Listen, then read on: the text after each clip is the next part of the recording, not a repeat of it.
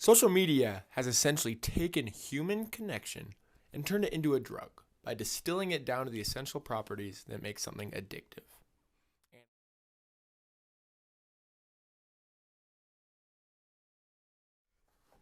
Have you ever felt stuck in life? And I'm not talking about that feeling that accompanies that struggle when we don't understand a math concept or struggling to write the first sentence of an essay. I'm talking about that constant distraction that we feel when we're scrolling social media, binging TV shows or movies, or faced by the endless feed of TikToks without accomplishing the work that we actually need to do. I certainly have, like the vast majority of teenagers today. In August of 2023, I succumbed to the temptation and I downloaded TikTok for the first time. Thankfully, I really wasn't that interested in the continuous feeds of content that was presented to me.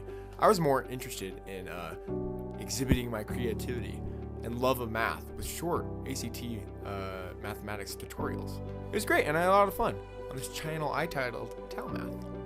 But that continuous feed I previously mentioned became more and more irresistible.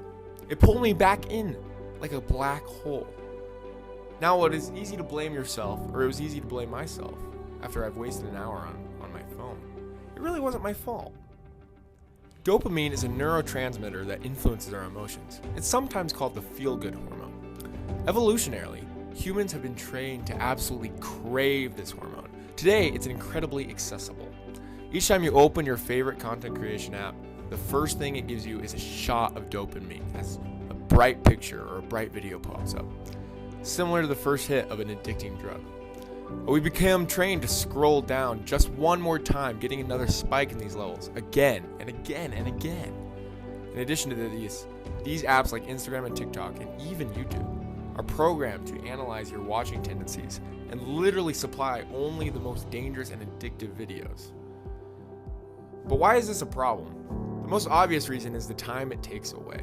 A common sense study conducted in September 2023 found that out of 203 studied 11 to 17-year-olds, 50% of them use TikTok for an hour and 52 minutes a day. 1 hour and 52 minutes, nearly 2 hours. And this is just an average.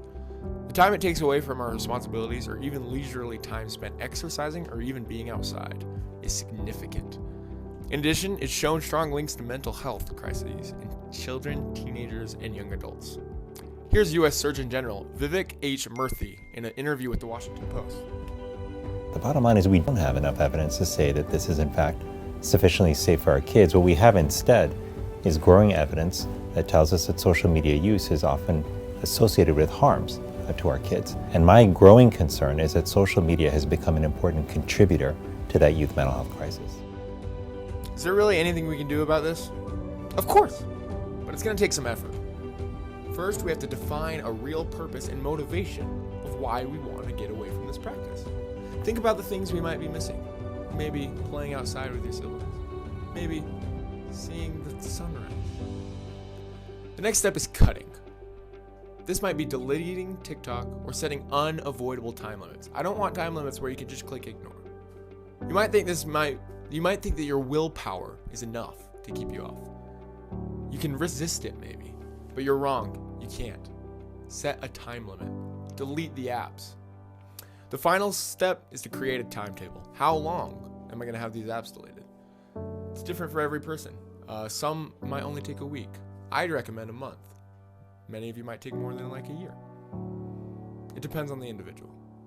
You can take control, and you will be able to succeed. Thank you.